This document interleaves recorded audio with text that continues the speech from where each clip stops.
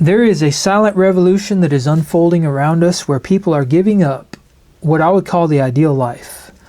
They're giving up the life that we're told to live, and they're trading that in for a life of discomfort. They're trading it in for the life that we are told to avoid.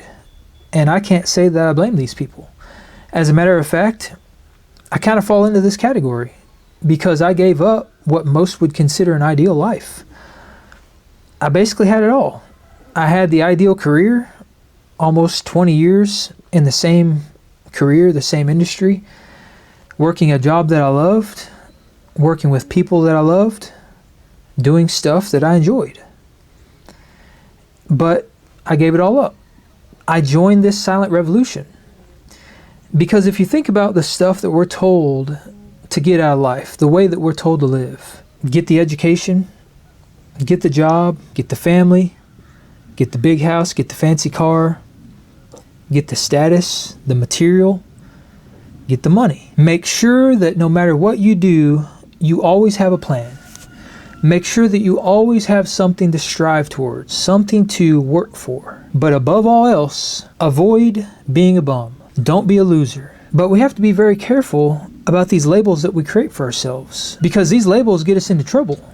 These labels actually stigmatize being yourself. Because if you live that life, the life that we're told to live, and you go after all the things that we're told to go after, are you really living the life that you want to live? Are you living a life that's true to you? Or are you living your life through the eyes of society? Are you just adhering to societal norms? And are you succumbing to the pressures of society? These are questions we have to ask ourselves. And these are questions that millions of people are waking up to and are asking themselves. And the answers to these questions are leading to the truth. Because fact of the matter is, we are being pressured extremely hard in modern society. And this is causing people to basically reach their breaking point.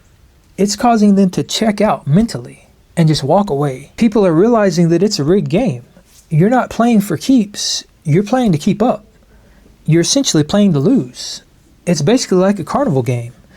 You walk up to the booth, you spend your hard-earned money and you shoot your shot, and you don't win. And then you shoot your shot over and over and over, and you continue to give up more of your time, more of your energy, more of your money to shoot your shot, and you cannot win. And then at the end of the night, after you spent all your time and almost all your money, you realize that it was never about you. You were not the problem. The reason you couldn't win was because the ball was too big for the hole. You were playing a rigged game. That is the realization that people are coming to. The system is designed with impossible odds. It is designed to keep you playing. It gives you just enough hope to make you believe that you can win, while simultaneously taking everything that it can from you, stripping you of everything that you're worth. And that is life today. People are floating through it aimlessly. And if you look in their eyes, it's lifeless. It seems like there's no soul there. There's no spark. People are losing their spirit. And that is because they see the future that is laid out for them. And they realize it's not a future at all. It's a prison. People are now walking into the store with a massive list of things they want to buy. And they get in there and they look around and they see thousands of products staring back at them. And they suddenly realize that they don't see the products anymore. What they see now are chains. And they realize that for every single product that they buy, for everything they put in their cart, those chains get heavier. And on the other end of those chains are their wrists. So these people suddenly abandon their carts and they just walk out of the store empty-handed. And they get to the parking lot and they sit in their car and they just sit in silence, and they realize that for the first time in a long time, they feel lighter. They feel a sense of freedom. For the first time in as long as they can remember, they start to feel free. And this is an inflection point for a lot of people. This is the point where people start to ask questions. And from those questions, they start to see the truth. And the truth, for many, is very uncomfortable. But these people find that that discomfort does not last forever. After a while, it actually turns into liberation. They realize that it is the only thing that makes them feel alive again and gives them a sense of hope. Because people are finally starting to realize that life is not about continuing to play a game that you can't win.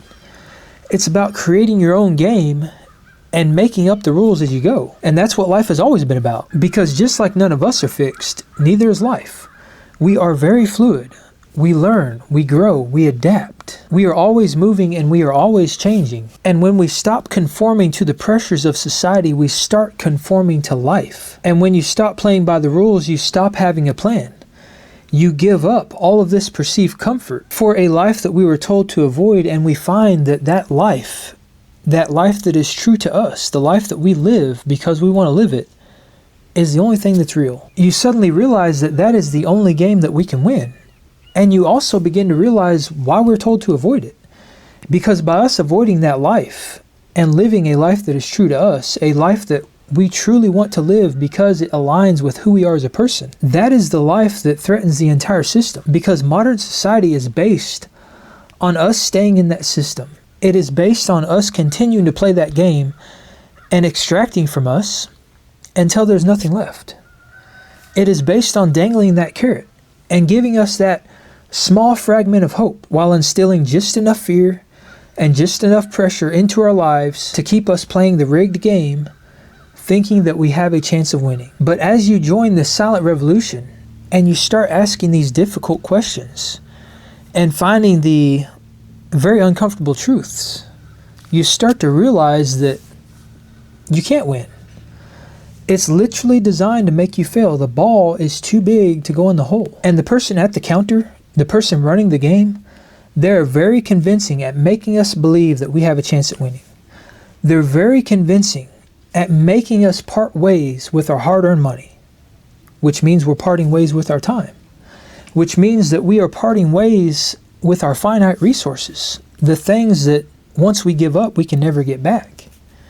They're so convincing, in fact, that they have convinced millions upon millions of people and generations of people to give up 3/4 or more of their lives. But the beautiful thing about this, and the silver lining here, is that people are finally starting to realize that life isn't about striving for more. It's not about playing this rigged game. It's not about succumbing to the pressures of society and continuing to shoot your shot even though there's no chance at winning. People are finally starting to realize that life is, and has always been, about creating your own game and making up the rules as you go.